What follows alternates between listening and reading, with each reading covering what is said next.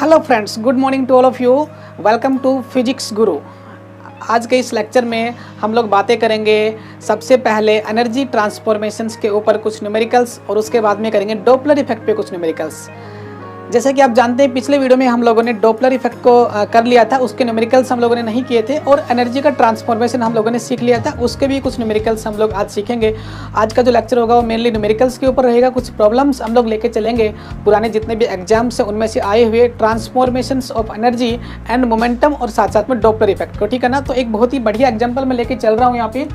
सबसे पहले तो पिछले 2 दिन से मेरी वीडियो जो नहीं आ पा रही थी, कुछ टेक्निकल प्रॉब्लम की वजह से मैं वीडियो नहीं बना पा रहा था, तो उसके लिए मुझे खेद है, मुझे दिक्कत है। कई लोगों के मैसेजेज आए कि सर 2 दिन से वीडियो नहीं आ रही है, तो अब चिंता करने की कोई बात नहीं है। मैं बिल्कुल अभी जो है सब कुछ ठीक है और अब वीडियो जो है लगातार आती रहेंगी, ठीक है। तो सबसे पहले क्वेश्चन मैंने क्या लिया है, for a particle of energy E, एक पार्टिकल दिया हुआ है जिसकी एनर्जी कितनी है, ई है, एंड मोमेंटम पी है, ठीक है ना।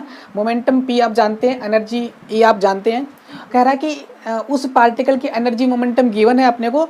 फिर कह रहा है कि सॉलिडिटी इज गिवन बाई। अभी जो सॉलिडिटी जो है, सॉलिडिटी कोई मतलब फिजिक्स का जो एक वर्ड नहीं है, मतलब यहाँ पे अगर हम बात करें तो जैसे कि आपकी हेलिसिटी होती है, आपका मतलब लैप्टॉन नंबर होता है, एनर्जी होता है, मोमेंटम होता है, फ्रीक्वेंसी होती है, कुछ इस प्रकार की फिजिकल क्वांटिटी एग्जिस्ट नहीं करती। लेकिन मैंने मान लिया कि भी ऐसी कोई नई क्वांटिटी जनरेट कर लेते हैं और उसका नाम लिख दिया सॉलिडिटी, ठीक है ना। और वो सॉलिडिटी जो है वो इस प्रकार से गिवन है, y = 1/t। मैंने यहाँ पे सॉलिडिटी को y से रिप्रेजेंट किया है, y = 1/2 ln of natural log है e + p3/c और e - p3/c ब्रैकेट बंद। ये जो है आपकी दी हुई सॉलिडिटी। तो सॉलिडिटी जो है आपकी ये कौन से फ्रेम में बताओ, ये आपके एस फ्रेम में है, मतलब प्राइम फ्रेम में नहीं, नॉन प्राइम फ्रेम में सॉलिडिटी गिवन है। आपसे क्या पूछा है कि find the solidity y dash is, मतलब हमको सॉलिडिटी को हमें क्या करना है, इसका प्राइम निकालना है, ठीक है ना। जैसे हम लोग एनर्जी का ट्रांसफॉर्मेशन निकालते प्राइम में, ऐसे ही सॉलिडिटी जो हमने यहाँ पे एक नई क्वांटिटी बनाई है उसका क्या करना है, उसका ट्रांसफॉर्मेशन निकालना है प्राइम वाले फ्रेम के अंदर, ठीक है ना। तो जो हमारा जो फ्रेम है, मूविंग फ्रेम है, प्राइम वाला फ्रेम है, वो एक्स एक्सिस के अलॉन्ग क्या कर रहा है, मूव कर रहा है, ठीक है ना।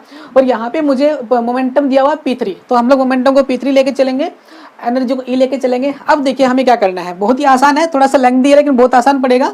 मैं यहाँ पे मान के चल रहा हूँ y प्राइम = मुझे तो y प्राइम चाहिए, क्या चाहिए, y प्राइम = 1/2 कॉन्स्टेंट है, इसको मत छेड़िए आप।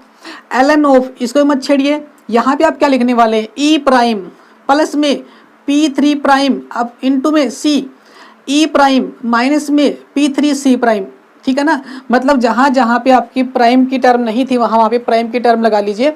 मुझे ये y डैश ही निकालना है, y प्राइम निकालना है, ठीक है ना। अब राइट हैंड साइड में देखिए आप, ई डैश क्या है, ई dash is the energy transformation. मैंने आपको एनर्जी के ट्रांसफॉर्मेशन पहली वीडियो में जो है अच्छे से समझा दिए थे। एनर्जी का ट्रांसफॉर्मेशन होता है ई प्राइम = ई, ये वाली कौन सी एनर्जी है, नॉन प्राइम फ्रेम से एनर्जी है, px × v × गामा। तो x यहाँ पे x एक्सिस के अलॉन्ग है, मेरा मोमेंटम कितना दिया हुआ है, P3 दिया हुआ है, तो P3 पुट कर देंगे। तो बताइए क्या आएगा, 1/2 ln ऑफ e प्राइम क्या आएगा बताओ, e - का P3v इंटू क्या आएगा, c। क्लियर बात। और इंटू में क्या रहेगा बताओ, गामा रहेगा। अपॉन में यहाँ पे लिखेंगे, यहाँ पे देखो ये तो क्या है आपका, केवल एनर्जी का ट्रांसफॉर्मेशन पुट किया, e - का P3v, उसके बाद में इंटू में क्या है बताओ, गामा है, प्लस में बताओ क्या आएगा, प्लस में P3 प्राइम, मतलब मुझे मोमेंटम का भी प्राइम लिखना पड़ेगा। मोमेंटम का प्राइम क्या होगा बताओ, P3 - का e, यहाँ पे आएगा v अपॉन में c का स्क्वायर, ठीक है ना, ये वाला, ये लीजिए। इंटू में क्या है, c है, इंटू में क्या है भाई, c है। क्लियर बात समझ में आ गई, ये वाला। और साथ में क्या होता है, इसके गामा भी होता है, तो गामा यहाँ पे लगा देंगे, ठीक है ना। अच्छा सेम टू सेम नीचे भी अप्लाई कर दूं मैं, यहाँ पे नीचे बताओ क्या लिखूंगा, e प्राइम की जगह आएगा e - का P3v इंटू गामा माइनस में P3 माइनस में EV upon C square into क्या है, गामा, ठीक है ना। EV अपॉन में C का स्क्वायर इंटू क्या आएगा, गामा, ठीक है ना। अच्छा अब बताओ कि यहाँ पे जो है इस P3 को तो मैंने पुट कर दिया, इसके साथ में जो है एक C और था, यहाँ पे मैंने C लिख दिया, इसके साथ भी एक C आएगा, C इंटू गामा। अब देखिए दोनों जो आपके न्यूमरेटर और डिनोमिनेटर में कौन कॉमन आ रहा है, गामा कॉमन आ रहा है। गामा को मैं रिमूव कर दूं, यहाँ पे भी गामा कॉमन, यहाँ पे भी गामा कॉमन, कैंसिल आउट हो गया। मैं यहाँ पे लिख रहा हूँ y prime is equal to 1/2 ln of a, उसके बाद कैलकुलेशन है, कुछ भी नहीं है। क्या लिखोगे यहाँ पे e माइनस P3V प्लस में आपका आएगा P3 माइनस का EV अपॉन में C स्क्वायर इंटू सी अपॉन में C को अंदर लेके जाओ, P3C इंटू अपॉन में C आ जाएगा, एक ही C आएगा। यहाँ पे लिखेंगे E माइनस का P3V प्लस में आपका आएगा P3C माइनस का EV अपॉन में C। ठीक है ना, गामा को मैंने यहाँ पे हटा दिया, गामा को रिमूव कर दिया है।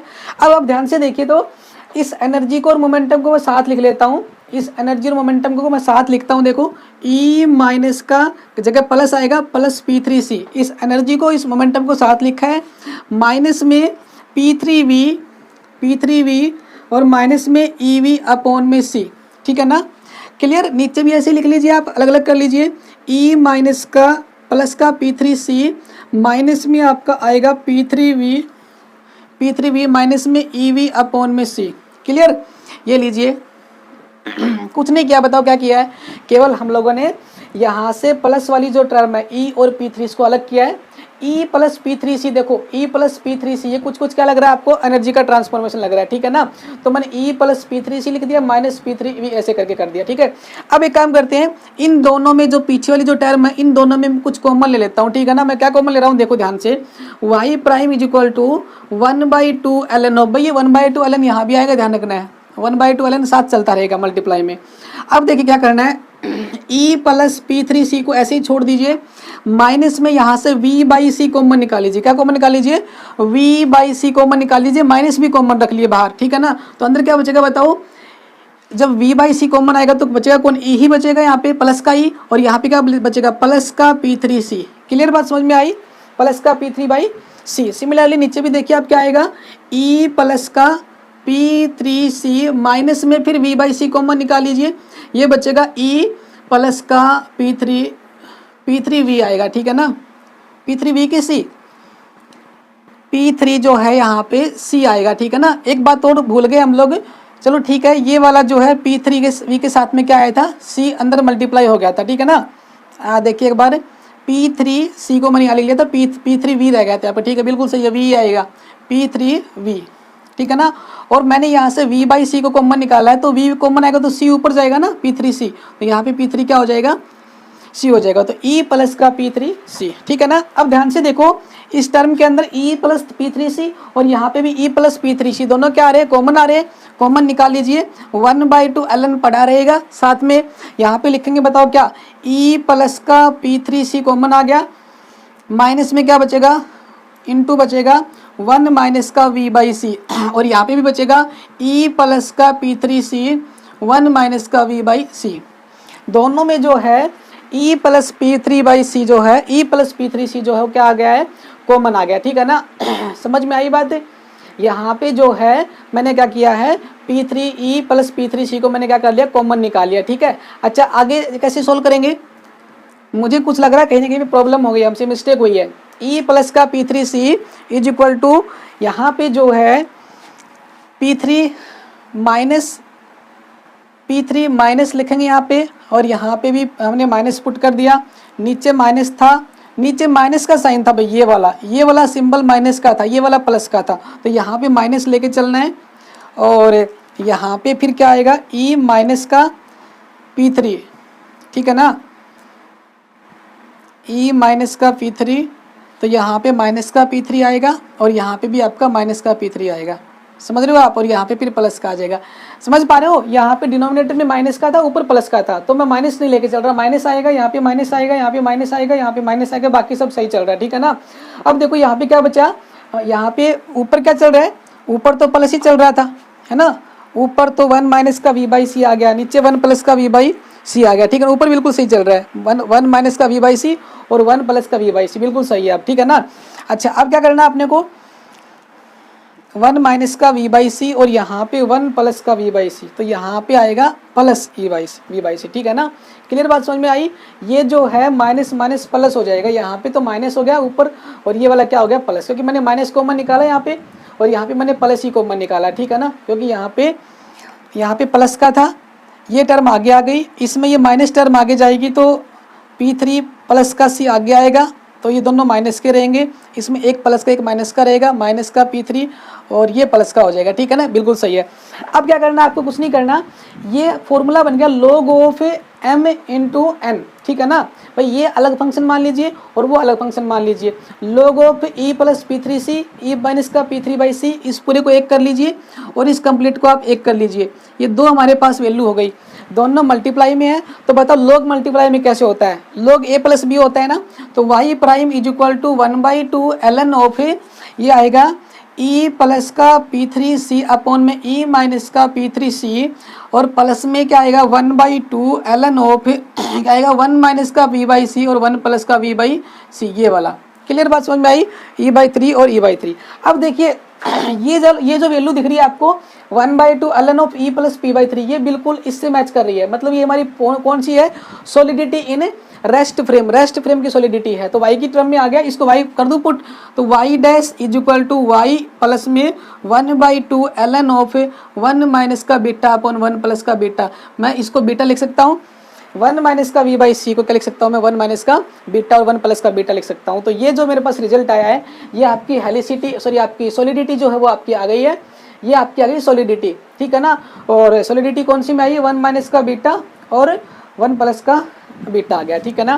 क्लियर बात समझ में आई, ये आपने करना था। तो ये होता है एनर्जी का ट्रांसफॉर्मेशन। मतलब क्वेश्चन थोड़ा सा आपको घुमा फिरा के दे दिया, डिस्टर्ब कर दिया आपको, लेकिन कुछ नहीं करना, नई चीज़ दे दी आपको। हमें तो जो ट्रांसफॉर्मेशन से एनर्जी के ये वाले आते हैं, ठीक है ना। हमें ये वाले ट्रांसफॉर्मेशन अगर आते हैं तो हम लोग यहाँ पे अप्लाई कर देंगे और हमारा रिजल्ट आ जाएगा, ठीक है। तो आगे चलिए हम लोग अब जो है हम लोग जो है डॉपलर इफेक्ट के जो क्वेश्चन से बचे हुए हम लोग वो करते हैं, ठीक है ना। कुछ प्रॉब्लम जो है डॉपलर इफेक्ट ही कर लेते हैं। एनर्जी के ट्रांसफॉर्मेशन में कुछ भी नहीं होता है, आपको केवल ये फॉर्मूले आने चाहिए और अप्लाई करना आना चाहिए बस, ठीक है। अब हम लोग करते हैं डॉपलर इफेक्ट के क्वेश्चन, ठीक है ना। तो डॉपलर इफेक्ट के क्वेश्चन हम लोगों ने एक क्वेश्चन किया था पहले, है ना, एक क्वेश्चन हम लोगों ने ऑलरेडी कर लिया था।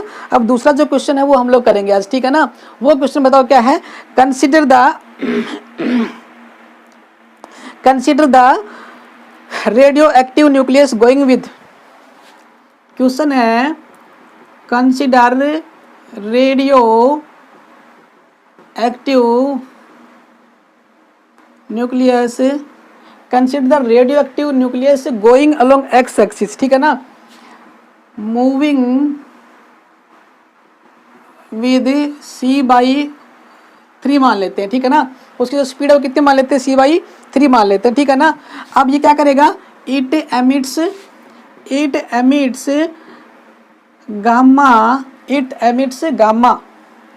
गामा फोटोन या गामा रेडिएशंस कह सकता हूँ, ठीक है ना। ये जो रेडियोएक्टिव न्यूक्लियाई है ये क्या कर रहा है, खुद तो चल रहा है c/3 की स्पीड से और साथ साथ में क्या कर रहा है, गामा रेडिएशंस को छोड़ रहा है, ठीक है ना। गामा फोटोन्स ऑफ फ्रीक्वेंसी उसकी मैं न्यू नोट मान लेता हूँ। न्यू नोट जो है गामा फोटोन्स की फ्रीक्वेंसी है, ठीक है ना। किसकी, इस न्यूक्लियाई के अंदर से निकलने वाले गामा फोटोन्स की फ्रीक्वेंसी इतनी है जो कि खुद इतनी स्पीड से चल रहा है। और गामा फोटोन कितनी स्पीड से चलता है बताओ, लाइट की स्पीड से गामा फोटोन चलता है, ठीक है ना। और यहाँ पर लिख रहा हूँ मैं इन ऑन फ्रेम, उससे खुद के फ्रेम में गिवन है, ठीक है ना। इन ऑन फ्रेम, उसके खुद के फ्रेम में सब कुछ दे रखा है, ठीक है ना। अब कह रहा है these gamma rays are detected by the these rays are detected by a detector. हमने एक डिटेक्टर लगा रखा है जो कि क्या करेगा, इनको डिटेक्ट करे, क्या करेगा, डिटेक्ट करेगा, ठीक है ना। Detector which the nucleus is nearest to detector, ठीक है ना। When nucleus is nearest to the detector, detector के बिल्कुल पास होना चाहिए, मतलब कम से कम होना चाहिए, जितना पास हो सकता है उतना पास होना चाहिए। कौन, डिटेक्टर और न्यूक्लियस जो क्या कर रहा है, निकल के बाहर जा रहा है, कितनी स्पीड से, c/3 स्पीड से उसकी स्पीड है न्यूक्लियाई की, ठीक है ना। और उसमें से जो फोटो निकल रहे हैं उनकी फ्रीक्वेंसी न्यू नोट गिवन है ऑन फ्रेम के अंदर, ठीक है ना। और डिटेक्टर से इतना नियरेस्ट के ऊपर है। अब कह रहा है the frequency observed bye the detector, ठीक है ना। Frequency observed by the detector, detector को उसकी फ्रीक्वेंसी कितनी लगेगी। देखो अगर ये रेस्ट पे होता और फिर इतनी फ्रीक्वेंसी के फोटोन छोड़ रहा होता तो इसको वही लगता जो है, लेकिन ये खुद चल रहा है, न्यूक्लियस खुद चल रहा है c/3 की स्पीड से, और वो क्या कर रहा है, उसकी फ्रीक्वेंसी को ऑब्जर्व कर रहा है। ऑन फ्रेम में देख रहा है तो उसको इतनी लग रही है, लेकिन दूसरे फ्रेम से देखता है, मतलब डिटेक्टर की फ्रेम से देखता है तो उसकी फ्रीक्वेंसी क्या नहीं दिखेगी, फ्रीक्वेंसी में कुछ ना कुछ क्या आएगा, चेंज आएगा, डॉपलर इफेक्ट लग जाएगा यहाँ पे, तो वो हमको वही निकालना है, ठीक है ना। आगे बात समझ में, एक चीज अपने को यहाँ पे गिवन होगी कि जो डिटेक्टर, यहाँ पे अगर मैं डिटेक्टर लगाता हूँ, देखो मैंने यहाँ पे डिटेक्टर लगा दिया, ठीक है ना, ये मेरा डिटेक्टर हो गया है, तो कह रहा है कि डिटेक्टर जो है उसके अलोंग, मतलब डिटेक्टर की लाइन ये वाली, डिटेक्टर की लाइन कौन सी है, ये वाली, तो कह रहा है कि जो भी फोटोन आ रहा है ना वो डिटेक्टर के बिल्कुल सामने से नहीं आ रहा, उसके लाइन के अलोंग नहीं आ रहा, बल्कि थोड़ा ऊपर से जा रहा है। यहाँ पे कोई आपका एटम रखा था, न्यूक्लियस रखा था रेडियो एक्टिव, उससे गामा फोटोन्स निकल रहे हैं c/3 स्पीड से, ठीक है ना। तो भाई ये जो है आगे जाएगा तो यहाँ पे इस पॉइंट पे होगा, इस पॉइंट पे होगा, तो ये सबसे नज़दीक होगा देखो डिटेक्टर से। भाई डिटेक्टर जो होता है वो डिटेक्ट करता है किसको, रेडिएशंस को। अब ये रेडिएशन सामने नहीं निकल रही है, रेडिएशंस तो हर तरफ निकलती हैं, कोई भी रेडियो एक्टिव एलिमेंट होता है उससे रेडिएशंस चारों तरफ निकलती हैं। तो जब ये आपका न्यूक्लियस यहाँ पहुंचा था तो उससे कुछ रेडिएशंस नीचे भी आएंगी, उन रेडिएशंस को ये क्या करेगा, डिटेक्ट करेगा, ठीक है ना। तो हमें पूछा है कि जब ये न्यूक्लियस इस डिटेक्टर से बिल्कुल पास था, नियरेस्ट था, नज़दीक था, अगर ये यहाँ पे होता तो डिस्टेंस दूर हो जाती, देखो अगर यहाँ पे जाएगा तो भी दूर हो जाएगी, सबसे नज़दीक क्या होगा, इसके परपेंडिकुलर यहाँ पे जब भी आएगा न्यूक्लियस तो सबसे कम डिस्टेंस होगी। इस पॉइंट के ऊपर बताओ मुझे कितनी इसकी फ्रीक्वेंसी ऑब्जर्व होगी, इस वाले ऑब्जर्वर वाले फ्रेम से ही, ठीक है ना। तो क्या करना अपने को आता है क्या, अपने को आते हैं ट्रांसफॉर्मेशन, क्या होता है बताओ, nu is equal to nu dash, यहाँ पे न्यू क्या है, ये वाली फ्रीक्वेंसी किसकी फ्रीक्वेंसी है, मूविंग फ्रेम की फ्रीक्वेंसी, ये वाली आपकी ऑन फ्रेम के अंदर फ्रीक्वेंसी है आपकी न्यू डैश, हमें उस वाले डिटेक्टर के फ्रेम से फ्रीक्वेंसी निकालनी है, ठीक है ना। तो मुझे न्यू निकालनी है, ये फॉर्मूला क्या होता है, 1 माइनस का v² का रूट, 1 माइनस का v² का रूट होता है, ऊपर गामा आता है, और यहाँ पे कितना आएगा, न्यू माइनस का यहाँ पे कितना आता है, 1 माइनस का v/c cos ऑफ थीटा। आपको याद होगा फॉर्मूला, भाई ये दोनों फ्रीक्वेंसी है, ये वेलोसिटी है, ये वाली वेलोसिटी है, ये फ्रेम की वेलोसिटी है c/3, ठीक है ना। ये जो खुद ये वाला फ्रेम जो है c/3 की स्पीड से जा रहा है, तो मुझे यहाँ पे c/3 पुट करना है। cos theta is the angle between both this detector and this radiation. तो ये कहाँ जा रही है बताओ, आगे की तरफ जा रही है, और डिटेक्टर कहाँ भी बताओ, यहाँ पे तो एंगल कितना डिग्री है, 90 डिग्री, एंगल कितना हो गया 90 डिग्री। जब cos 90 होगा तो क्या होगा, 0 हो जाएगा ना, cos 90 क्या होगा बताओ, 0 हो जाएगा, तो ये वाली टर्म तो 0 हो गई, cos 90 यहाँ पे कर दो तो क्या बचेगा, न्यू प्राइम 1 माइनस का v²/c² का रूट अपॉन में कितना है 1 बच जाएगा, ये सारा 0 हो जाएगा, ओनली 1 ही बच गया, देखो यहाँ पे। अब पुट कर दीजिए, कुछ नहीं बचा, न्यू नोट कौन सी है, फ्रीक्वेंसी इसकी ओरिजिनल फ्रीक्वेंसी है, 1 माइनस का v कितना आपका c/3 है, तो c²/9 हो जाएगा, और अपॉन में c² है ही, और साथ में रूट लगा है, बताओ क्या आएगा, nu prime is equal to c² से c² कैंसिल, ये आ गया 8/9 का रूट। तो मुझे जो फ्रीक्वेंसी दिखेगी वो कितनी लगेगी, न्यू इज इक्वल टू 8/9 का रूट इंटू कितना आएगा, न्यू नोट, ठीक है ना। तो ऐसे हमको फॉर्मूला अगर याद होगा और हमें एंगल गिवन होगा, एंगल हमें खुद पता लगाना पड़ेगा भाई, अगर एंगल पता लगा लेंगे हम लोग तो वहाँ से हम लोगों को एंगल पुट करना है, v की वैल्यू आपको गिवन होती है, पुट कर दीजिए, आपको फ्रीक्वेंसी मिल जाएगी। ये फ्रीक्वेंसी कौन सी फ्रीक्वेंसी है, observe by the detector frame, detector से ऑब्जर्व करता हुआ इसने ऑब्जर्व किया है चलते हुए की, रेस्ट पे था तो उसकी उतनी रहेगी, लेकिन जब ये मूव कर रहा है खुद तो मुझे यहाँ पे ये लगाने पड़ेंगे डॉपलर इफेक्ट, ठीक है ना। बहुत आसान सा क्वेश्चन था। अब हम लोग नेक्स्ट क्वेश्चन की तरफ बढ़ते हैं। देखो अगला क्वेश्चन देखो क्या है, अगला जो क्वेश्चन है वो नोट करते हैं क्या है। अगला जो क्वेश्चन में बोला इसने कि भाई if the figure show on calculate the, एक फिगर दिया हुआ आपको, in a figure shown calculate the frequency of photon की फ्रीक्वेंसी पूछी है, observe by the detector,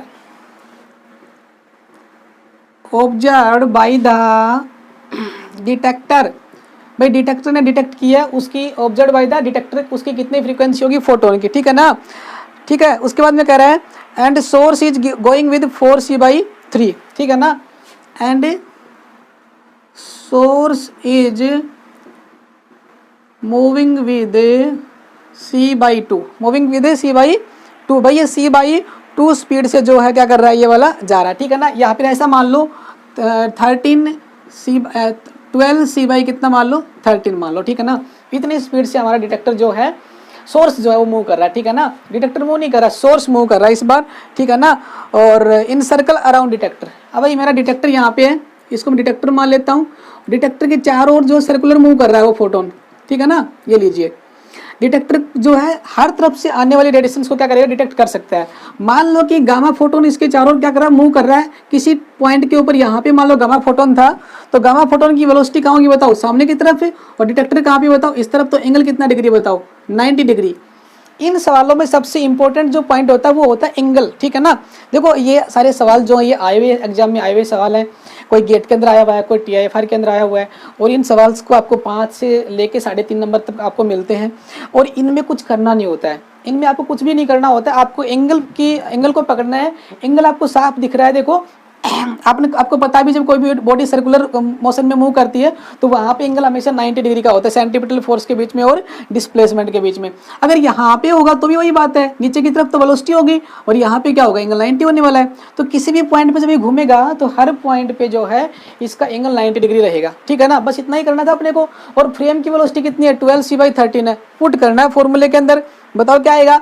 formula आपको पता है, nu is equal to nu dash 1 minus v² का रूट अपॉन में 1 माइनस का v/c और कोस ऑफ 90 डिग्री। कोस 90 कितना होगा, 0 होगा।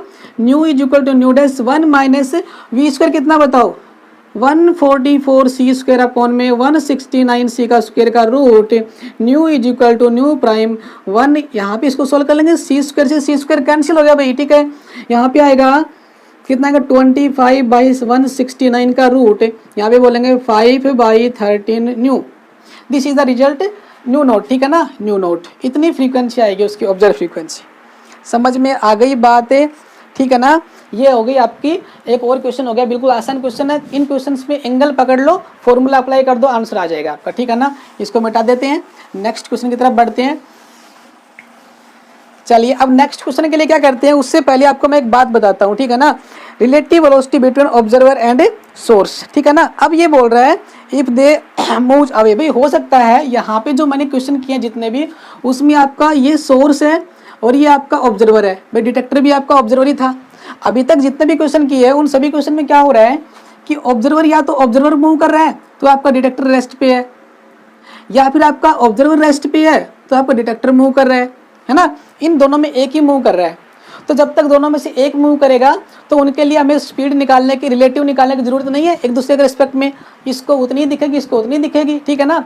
लेकिन अगर आपके दोनों ही मूव कर रहे हो, आपका ऑब्जर्वर भी और आपका जो है सोर्स भी दोनों ही मूव कर रहे होंगे, ऑब्जर्वर और सोर्स दोनों ही मूव कर रहे होंगे, तो उस केस में आपका जो फॉर्मूला है वो ये वाला नहीं लगेगा। तो मैं आपको 2 केस करवा रहा हूँ। केस नंबर 1, अगर दोनों एक दूसरे की तरफ जा रहे हैं, ठीक है ना, if they are approaching each other, ऐसा मान लीजिए कि सोर्स भी इधर जा रहा है और ऑब्जर्वर भी उसकी तरफ जा रहा है, दोनों एक ही डायरेक्शन में नहीं चल रहे, अपोजिट में चल रहे हैं। ये सोर्स, ये ऑब्जर्वर जा रहा है ऐसे, सोर्स ऐसे जा रहा है, ठीक है ना। मतलब दोनों एक दूसरे की तरफ जा रहे हैं, मतलब एक दूसरे को अप्रोच करेंगे। तो उस केस में दोनों की रिलेटिव वेलोसिटी हमको निकालनी पड़ेगी। फॉर्मूला जो हुआ आपका चेंज हो जाएगा, nu is equal to nu dash 1 minus का v² का रूट अपॉन में 1 माइनस का v/c into cos of theta. ये हमारा जनरल फॉर्मूला मैंने यहाँ पे लिख कर दिया आपको, ठीक है ना। लेकिन ये बोल रहा है if they are approaching to each other, तो उस केस में जो है हम लोग यहाँ पे लिखेंगे 1 माइनस का v/c, ठीक है ना। यहाँ पे देखो जब वो अप्रोच करेंगे एक दूसरे को तो वहाँ पे बिल्कुल आमने सामने से जाएंगे, तो उनके बीच का जो एंगल है वो कितना हो जाएगा, 0 आपका कितना हो जाएगा, कोस, ये वाला कोस क्या हो जाएगा, कोस 0 1 हो जाएगा, मतलब 0 डिग्री का एंगल होगा तो क्या होगा, कोस 0 आपका 1 हो जाएगा, ठीक है ना। अच्छा अब देखिए यहाँ पे आपका 1 माइनस का v रिलेटिव अपॉन में, तो वहाँ पे जो फॉर्मूला है आपको ये वाला ना याद करके अपने को फॉर्मूला याद करना पड़ेगा, nu is equal to nu bar 1 minus का v/c अपॉन में 1 माइनस का v/c। यहाँ पे देखो ऊपर वाले में तो आ जाएगा प्लस और नीचे वाले में आ जाएगा माइनस, ठीक है ना। ये लीजिए 1 प्लस का v बाई सी अपॉन में 1 अपॉन में v बाई सी। लेकिन यहाँ पे जो वेलोसिटी थी वो किसकी वेलोसिटी थी? फ्रेम की वेलोसिटी थी, मूविंग फ्रेम की वेलोसिटी। यहाँ पे दोनों ही मूव कर रहे हैं तो हम यहाँ पे लिखेंगे v रिलेटिव, यहाँ पे क्या लिखेंगे? v रिलेटिव लिखेंगे, ठीक है ना। तो यहाँ पे मुझे बस रिलेटिव वेलोसिटी की तरह जगह चेंज करना है और कोस थीटा की टर्म को हटा देना है, ठीक है ना, क्योंकि जब दोनों अप्रोच करेंगे एक दूसरे को तो एंगल जो है उनका 0 डिग्री हो जाएगा। कोस 0 1 होता है तो मैंने उसको नहीं लिखा, ठीक है ना। तो यहाँ पे आएगा v रिलेटिव अपॉन में v रिलेटिव, ठीक है। आगे बात समझ में। अब देखिए अगर मान लो कि वो दूर जा रहे हैं, भाई ये दोनों सोर्स और ऑब्जर्वर है, सोर्स इधर जा रहा है, ऑब्जर्वर इधर जा रहा है, तो उनके बीच का जो गैप है वो बढ़ता जा रहा है। तो सेकंड वाला केस क्या लिखेंगे यहाँ पे? इफ दे मूव अवे, अगर वो दोनों एक दूसरे से दूर जा रहे हैं तो वहाँ पे फ्रीक्वेंसी का फॉर्मूला होगा न्यू डैश 1 माइनस का v by C upon 1 plus का v बाई सी, और यहाँ पे आएगा रिलेटिव वेलोसिटी, यहाँ पे आएगा रिलेटिव वेलोसिटी, ठीक है ना। वहाँ पे क्या आएगा? रिलेटिव वेलोसिटी लिखेंगे, उसमें ऊपर माइनस आ जाएगा, नीचे प्लस आएगा, उसमें ऊपर प्लस था, नीचे क्या था? माइनस था, ठीक है ना। ये आपके हो गए दो फॉर्मूले जब आपके दोनों चीज़ें मूव कर रही हो। अब ये आपको समझ कब आएगा? जब हम लोग क्वेश्चंस करेंगे, ठीक है ना। अब मैं कुछ प्रॉब्लम लेके चल रहा हूँ, प्रॉब्लम लेता हूँ, उसके बाद पता चलेगा कि आपको ये क्वेश्चंस कैसे सोल्व करने। जब आपकी दोनों ही चीज़ें मूव कर रही होंगी तो आपको इनको ऐसे ही सोल्व करना पड़ेगा, ठीक है ना। तो चलिए पहला क्वेश्चन लेते हैं। फॉर्मूले जो है वो आपको याद रखने हैं। मैं फॉर्मूले आपको जो है यहाँ पे साइड में लिख देता हूँ। ये लीजिए, nu is equal to nu dash 1 plus का v रिलेटिव अपॉन में c, और अपॉन में कितना है? 1 माइनस का v रिलेटिव अपॉन में c का रूट। ये आपका कब होगा? जब वो एक दूसरे को अप्रोच करेंगे। अप्रोचिंग लिख देता हूँ यहाँ पे, और यहाँ पे ये अवे जा रहे हैं, दूर जा रहे हैं, तो 1 minus V R by C upon 1 plus का v आर बाई सी, और साथ में आपका न्यू डैश, ठीक है ना, न्यू नोट, ठीक है। ये आपका हो गया, ठीक है। दोनों फॉर्मूले आपको याद रखने हैं। अब क्वेश्चन जो हम लोग ऐसा करेंगे जिसमें आपका ऑब्जर्वर भी क्या कर रहा है? मूव कर रहा है, ठीक है ना। उस केस में देखते हैं कैसे करना है, ठीक है ना। If new note is the actual frequency, if new note is the actual frequency, ये एक्चुअल फ्रीक्वेंसी है, ठीक है ना। Actual frequency given by a source, given by a source, कोई भी सोर्स है उसकी एक्चुअल फ्रीक्वेंसी है जब उसको रेस्ट पे मान के नापा गया था, ठीक है ना। Given by the source moving with, जो सोर्स है वो कितनी स्पीड से मूव कर रहा है वो हम लोग देखने की कोशिश करेंगे। तो सोर्स मूव कर रहा है भाई moving with c by 3 towards observer, observer की तरफ सोर्स जो है c बाई 3 स्पीड से जा रहा है। कितनी स्पीड से? c बाई 3 स्पीड से जा रहा है, ठीक है ना। अब बोल रहा है कि भाई towards the source which is also going in same direction, ठीक है ना। Towards observer which is also going towards same direction. देखो यहाँ पे क्या बोला इसने, जिस साइड में सोर्स जा रहा है उसी साइड में ऑब्जर्वर जा रहा है, डिफरेंट कर दिया कुछ, ठीक है ना। अब कह रहा है with c by 2, with c by 2, ये c बाई 2 की स्पीड से जा रहा है, ठीक है ना। अब बोल रहा है कि बताओ कि which is also going the same direction, find the frequency observe, frequency कितनी ऑब्जर्व होगी, ठीक है ना। ये वाला इसको हम लोग क्या मान लेते हैं, वो c बाई 4 मान लेते हैं इसको, ठीक है ना। c बाई 4 मान लेते हैं इसको, ठीक है। ये बोल रहा है कि भाई find the observe frequency, find observe frequency, मतलब अपने को न्यू निकालनी, ठीक है ना। तो बिल्कुल आसान है। देखो ये यहाँ पे आपका पहला जा रहा है कितनी स्पीड से? c बाई 3 की स्पीड से आपका सोर्स है, ये आपका जो है ऑब्जर्वर है आपका, ये c बाई 4 स्पीड से जा रहा है। मतलब किसकी स्पीड ज़्यादा है? सोर्स की। इसका मतलब सोर्स इसको क्या करेगा? क्रॉस कर देगा। पहले जो है यहाँ से दूर है, अब जैसे जैसे ये चलेंगे तो इन दोनों के बीच का गैप क्या होगा? कम होता जाएगा ना गैप। भाई एक चीज़ धीरे जा रही है, एक चीज़ तेज जा रही है, तो पीछे वाली चीज़ तेज आती आती उसको क्या करेगी? क्रॉस करेगी। तो एक टाइम ऐसा आएगी जो दोनों क्या कर रही है? एक दूसरे के बराबर हैं, अप्रोच करेंगे, ठीक है ना। तो इनके बीच गैप बढ़ता जाएगा। तो ये वाला फॉर्मूला लगाएंगे, अप्रोच कर रही है, गैप क्या हो रहा है? घटता जा रहा है ना पहले। तो यहाँ पे कब लगता है ये वाला? जब दूर भाग रहे होते, गैप आपका बढ़ रहा होता है, लेकिन गैप तो कम हो रहा है। तो गैप कम हो रहा है तो फॉर्मूला कौन सा लगाओगे बताओ? ये वाला लगाओगे ना आप, ये वाला। तो nu is equal to nu naught 1 plus का v रिलेटिव अपॉन में 1 माइनस का v रिलेटिव बाई सी और सारे का रूट। अब मुझे क्या है? फ्रीक्वेंसी तो न्यू नोट गिवन है, वो न्यू नोट रहेगी। और आपको दोनों फ्रेम की स्पीड तो पता है, लेकिन ये यहाँ पे पुट नहीं करनी, अपने को तो रिलेटिव स्पीड पुट करनी। कौन सी स्पीड पुट करनी है बताओ? Relative speed. मेरे पास ये फ्रीक्वेंसी, ये जो स्पीड गिवन है, ये फ्रेम की रिलेटिव स्पीड नहीं है पार्टिकल की या किसी भी सोर्स की, ये आपकी और उसकी जो खुद के फ्रेम में जो स्पीड है वो गिवन है, एक दूसरे का रिलेटिव वो नहीं है। तो मुझे पहले रिलेटिव स्पीड निकालनी पड़ेगी। अब छोटी क्लास में हमने रिलेटिव वेलोसिटी निकालना सीखा है, लेकिन वो वाला तरीका यहाँ पे नहीं लगाएंगे, क्योंकि ये दोनों जो है ना रिलेटिविस्टिक स्पीड है, तो यहाँ पे रिलेटिविस्टिक के हिसाब से वेलोसिटी का ट्रांसफॉर्मेशन होगा। और वेलोसिटी का ट्रांसफॉर्मेशन आपको याद है, मैं आपको वेलोसिटी का ट्रांसफॉर्मेशन याद दिलाता हूँ। New V X dash, X में वेलोसिटी का ट्रांसफॉर्मेशन क्या आएगा? v माइनस का क्या आएगा? वी एक्स माइनस का वी अपॉन में वी एक्स माइनस का वी अपॉन में वन माइनस का वी एक्स अपॉन में सी स्क्वायर। याद है? वेलोसिटी के ट्रांसफॉर्मेशन एक्स में ये होता था, वाई और जेड में सेम रहता था। अगर पार्टिकल एक्स में जा रहा है, पार्टिकल वाई में जा रहा है, तो फिर क्या होगा उसमें? यहाँ पे V Y dash is equal to V Y minus V upon में वन माइनस वी एक्स, यहाँ पे एक्स ही रहता था। ठीक है ना? तो हमें ये वाला चाहिए बस, यानी दोनों पार्टिकल जो एक्स में जा रहे हैं, तो मुझे एक्स वाली वेलोसिटी का ट्रांसफॉर्मेशन चाहिए। तो मैं पहले ये जो वेलोसिटी है, रिलेटिव वेलोसिटी जो है यहाँ पे, ये निकाल लेता हूँ और इसको उठा के कहाँ पुट कर दूंगा? यहाँ पे पुट कर दूंगा। तो इसको अलग से निकालना पड़ेगा। तो कैसे निकालेंगे बताओ? ये वी एक्स माइनस का वी, तो वी एक्स की जगह क्या पुट करें बताओ? सी बाई थ्री। वी एक्स कौन सी स्पीड है? इसकी स्पीड है। तो यहाँ पे आएगा V X prime is equal to C by four, minus में इससे कितनी है? सी बाई थ्री है।